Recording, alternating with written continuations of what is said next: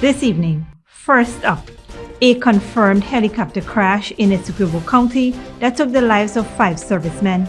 We'll provide details on the incident, the victims, and the ongoing investigation.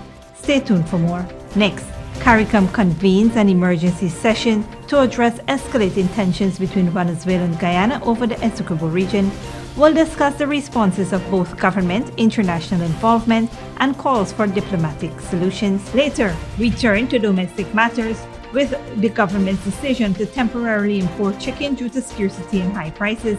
We'll examine the reasons behind this move and the response to false accusations of smuggling. We explore the rich natural resources of the disputed Essequibo region, President Ali's call to the UN Security Council for mediation in Venezuela's push for a new province bill. And finally, we take a look at growing protests and opposition-like strikes in Bangladesh, calling for Prime Minister Sheikh Hasina's resignation. We'll discuss the ongoing demonstrations and their impact on the upcoming general election.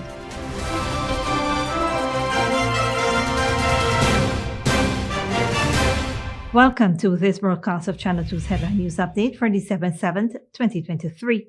I am Baby Bacchus. Thank you for joining us. We begin this newscast today with tragic news. Only 2 servicemen survived the now confirmed crash Bell 412 helicopter that occurred yesterday in Essequibo County.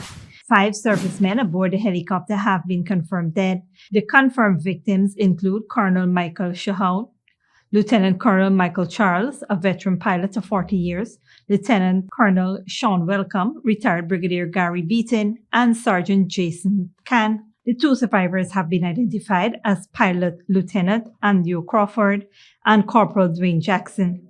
The cause of the crash is yet to be determined, and investigation teams are on site with discussions planned with the survivors. The incident occurred approximately 30 miles east of the border with Venezuela in unfavorable weather conditions. Meanwhile, the Ministry of Home Affairs wishes to notify the public that the Golden Arrowhead and National Institution flags will be flown at half-mast until further notice.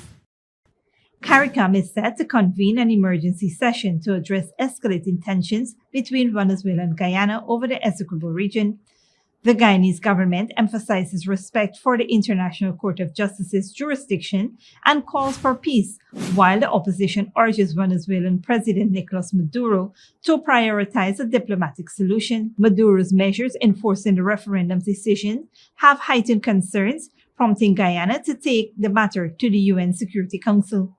Ghana's President, Dr. Mohamed Irfan Ali, denounces Venezuela's action as a direct threat to territorial integrity and sovereignty. Despite Venezuela's defiance, he affirms Ghana's commitment to proceeding with the ICJ case. Speaking with one voice, CARICOM upholds the ICJ's ruling and calls for respect for international law. Trinidad and Tobago's Minister of Foreign and CARICOM Affairs, Dr. Army Brown, announces an emergency CARICOM session and expresses solidarity with Guyana, emphasizing respect for international law and ICJ's jurisdiction. The opposition in Trinidad and Tobago urges diplomatic resolution, highlighting the unity in Ghana's response to the crisis. The situation has prompted the involvement of the U.S., which has sent military advisors, and Guyana has approached the UN Security Council for appropriate action. The developments underscore the importance of unity and diplomatic efforts in resolving the Essequibo conflict. In similar news, the United States Secretary of State Antony Blinken has reassured Ghana's President Dr. Mohamed Irfan Ali of unwavering support for the country's sovereignty amid tensions with Venezuela. The discussion addressed the International Court of Justice's order on December 1st, urging parties to avoid actions that could escalate the dispute. With Venezuela's President Nicolas Maduro announcing steps following the December 3rd referendum for Essequibo's integration into Venezuela, Ghana plans to lodge a complaint to the UN Security Council for potential sanctions or military action. The Ghana Defense Force has engaged with the U.S. Southern Command, UK, France, and the regional security system. The U.S. reiterates its call for a peaceful resolution, urging respect for the 1899 arbitral award unless a new agreement or legal decision arises. The Biden administration has left room for bilateral settlement, while Guyana insists on the ICJ resolution opposing Venezuela's preference for bilateral negotiations. Secretary Blinken emphasizes continued collaboration with Guyana upon its non-permanent seat on the UN Security Council in January of 2024. The leaders stressed the importance of maintaining peace in the Western Hemisphere. Meanwhile, the UN Secretary General's spokesperson affirmed the court's order and urged both states to comply, emphasizing peaceful means for dispute resolution. In other news, Suriname Airways has disclosed plans to initiate scheduled flights between Guyana and Barbados starting December 20th as part of its expansion strategy, which includes adding new destinations and routes. The Georgetown Barbados route will operate twice weekly, offering connections to Suriname and other destinations. Having established a presence in Guyana for several years, Suriname Airways anticipates extending its services to Barbados, enhancing its productivity and revenue. Authorities in Guyana and Barbados have reportedly welcomed the introduction of this new service. Suriname Airways has expressed interest in exploring additional destinations in North America and Europe that could potentially be linked to Guyana in the future. Stick around when we return. Over 100 graduates emerged from Ministry of Health's training program, and government addresses chicken scarcity by allowing temporary importation.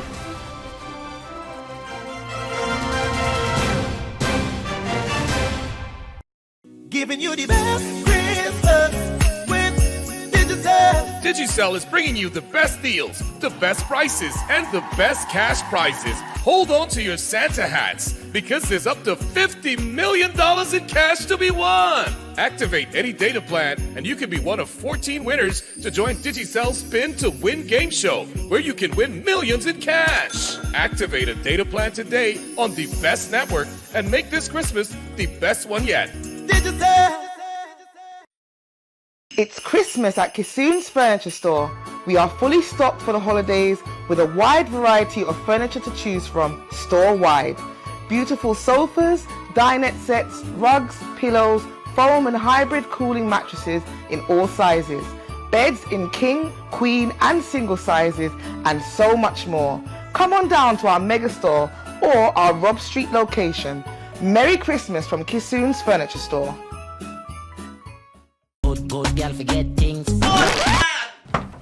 What's the problem, Granny? I want money for borrow for do a surgery. I was dancing and I fall and fracture my hip. If you need some quick money, you should check Lender's Jewelry and Pawn Shop. Lender's Jewelry and Pawn Shop, Lot 238 South Road Border, Georgetown. Get jewelry made to order in just 72 hours. We also accept vehicles. Lender's, best rates, longest payback period. Boys, I get through. Plus, I could dance again. Lender's Jewelry and Pawn Shop. When you need money and you gotta get it fast, Creative Jewelry and Pawn Shop is the place for that confidential transaction in a quiet and secure location. You'll get the highest value per pennyweight for your gold and also enjoy the lowest interest rates and longest payback period too. Yes, for that instant transaction to solve a pressing financial problem. That Creative Jewelry and Pawn Shop, 46 Boyle Place, that's between the Ministry of Housing on Brick Dam and White Castle Fish Shop. Be your first and only choice. Creative Jewelry and Pawn Shop, safe and sound, solid and secure, always there for you. Telephone 231-7878 and 223-8955. Hello, my fellow TikToker followers. Here's Credit, and today all we will be making Chinese noodles with peppies, chow mein, chicken fritters, and spice cake. For the noodles, all of these will be using peppies, black pepper, cashew, Chinese sauce, soy sauce, garlic sauce, paprika, Chinese seasoning, chow mein seasoning, white spice, and our purpose seasoning. Next, this chicken that we marinated, soak for all you don't know nothing with peppies, green seasoning, miracle seasoning, Pepper sauce, chicken seasoning, paprika, garlic powder, dark seasoning, black pepper, onion powder, and ginger powder, and document plantain flour, and then this butter we make with this quick piece powder, and we boil in high. We serve with peppies, barbecue sauce. Radhika went to the supermarket and she papa buy up enough things. She feels she alone can cook, but she routine even wrong. He shaped like a guy in a map. Peppies has a wide range of ingredients available at supermarkets nationwide. Peppies, we put the pep back into your kitchen.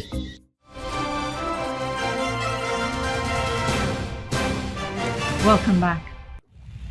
The government's decision to temporarily import chicken is a response to the current scarcity and high prices, aiming to safeguard consumers. The Ministry of Agriculture, recognizing the detrimental effects of these issues, is actively working to mitigate them. Most Caribbean nations face a production deficit due to challenges like inclusion body hepatitis and adverse weather conditions for broiler production. The recommendations for temporary importation came from key entities, including the National Poultry Association, the Ghana Livestock Development Authority, and the Ministry. Recently, on December 1st, 2 trucks carrying 58,000 pounds of imported chicken were cleared at the Molson Creek port. A press release from the Ministry of Agriculture emphasized the logistical process managed by the ministry's new Guyana Marketing Corporation, which included outsourcing transportation services. In other news, on Wednesday, 128 healthcare professionals graduated from the Ministry of Health's Health Science Education Clinical and Technical Training Program.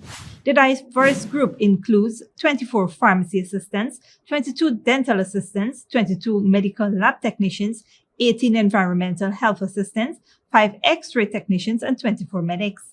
These professionals will be assigned to various administrative regions to contribute to the development of Ghana's health sector. During the graduation ceremony at the National Cultural Center, Minister of Health, Dr. Frank Anthony, emphasized Ghana's commitment to advancing the health sector. He highlighted ongoing improvements in infrastructure and the training of doctors and nurses. Minister Anthony encouraged the graduates, expressing confidence in ample opportunities for professional development within the local health sector. He urged them to consider their career paths and expressed the hope that they would have long and fulfilling careers within the ministry. Don't go away after the break. First survivor pulled out of Zambia landslide as rescue mission continues, and Bangladesh elections. Voters concerned polls may be compromised.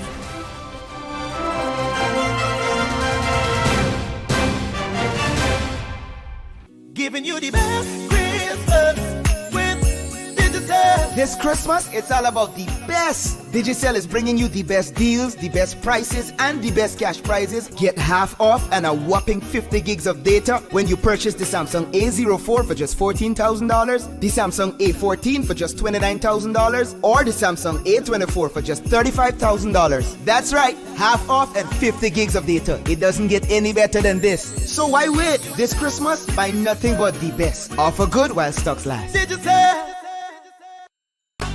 Sneakily with a gift of sight from Modern Optical Services. Let our professional team examine and prescribe what's best for your eyes. Our smiles make fashionable faces. See us for a full line of optical services, including brand name and prescription eyewear.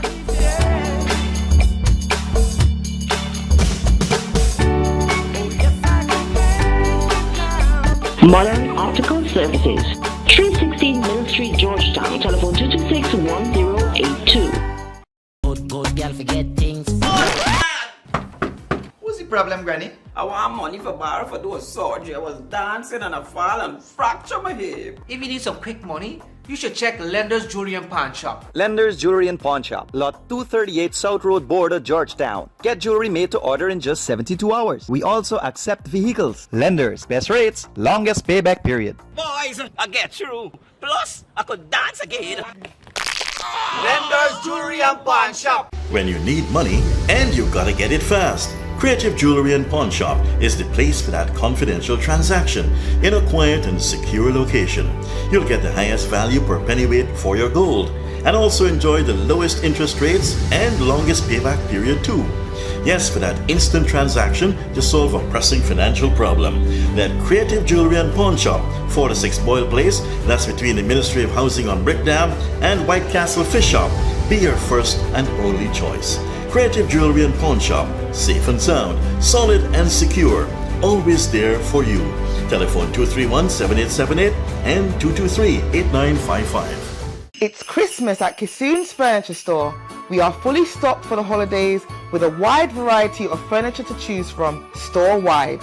Beautiful sofas, dinette sets, rugs, pillows, foam and hybrid cooling mattresses in all sizes, beds in king, queen and single sizes, and so much more. Come on down to our mega store or our Rob Street location. Merry Christmas from Kissoon's Furniture Store.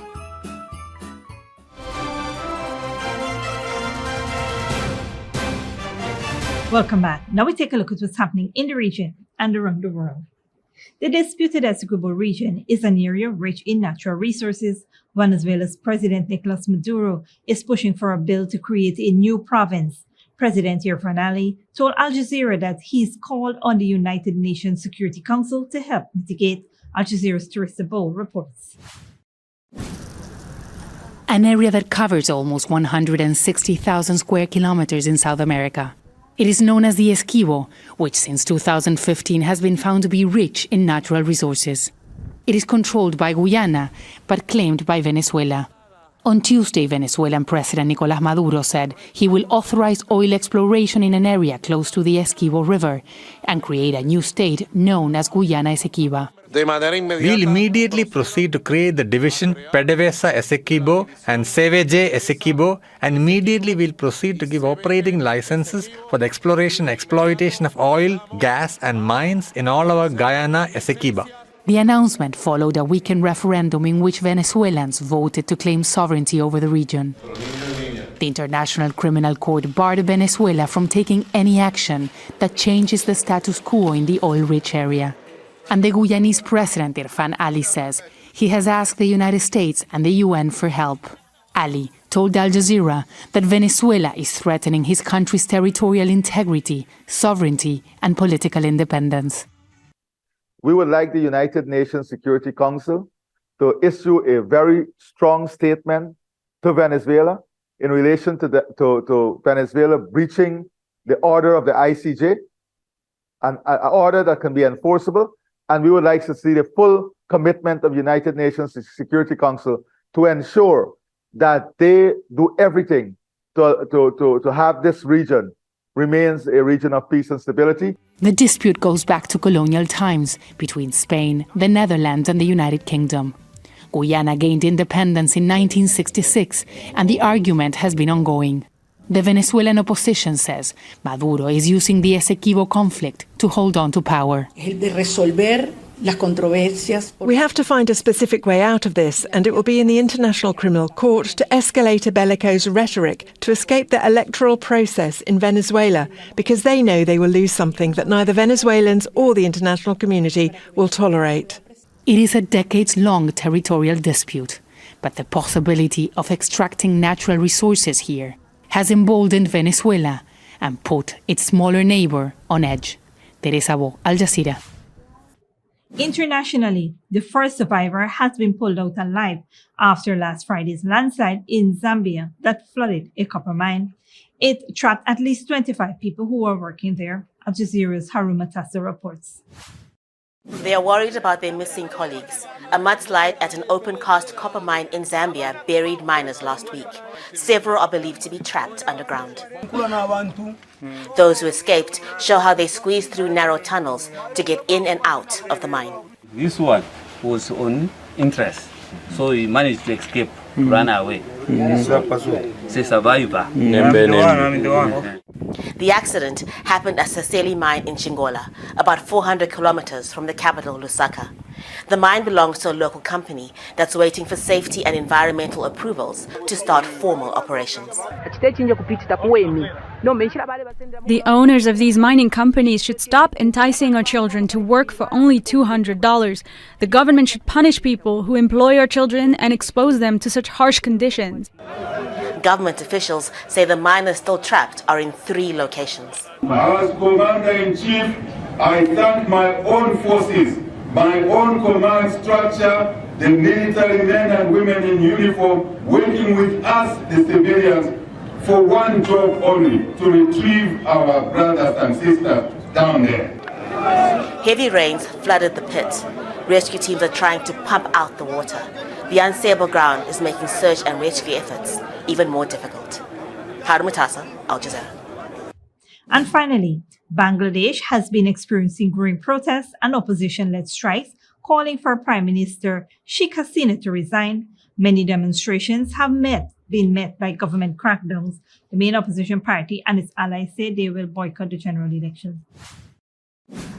The national poll is barely a month away, but opposition parties, right activists and political analysts are saying the situation in Bangladesh is not conducive for elections.